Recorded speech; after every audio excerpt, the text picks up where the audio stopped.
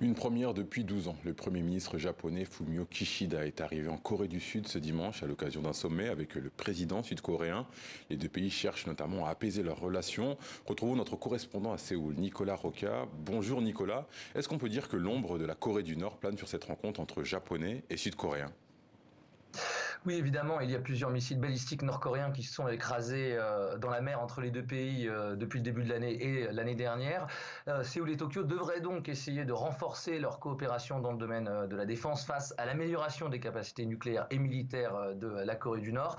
D'ailleurs, cela avait déjà été un sujet très important lors de la rencontre entre Yoon Suk-yeol et Fumio Kishida au Japon fin mars. Cette coopération renforcée dans le secteur de la défense, elle doit se faire dans le cadre de la déclaration de Washington, déclaration commune entre Joe Biden et Yoon Suk-yeol fin avril, qui attribue un rôle plus important à Séoul dans le processus d'une éventuelle utilisation de l'arme nucléaire américaine dans la péninsule. Un rapprochement entre les deux alliés des États-Unis dans la région aussi sur l'économie. Les différents commerciaux ont longtemps divisé Séoul et Tokyo. On regardera de près notamment la question très sensible des semi-conducteurs, alors que les États-Unis souhaitent découpler le plus possible la Chine des chaînes de production. La Corée du Sud et le Japon sont tous les deux des acteurs clés dans la production de ce produit très sensible. Et comment la population sud-coréenne voit ce début de rapprochement avec le Japon?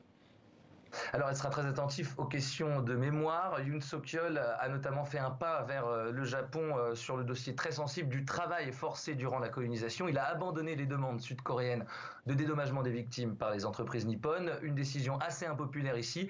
Donc, les médias sud-coréens et l'opinion publique sud-coréenne scrutera si Fumio Kishida fera ou non un geste vers l'opinion publique sud-coréenne sur ce dossier.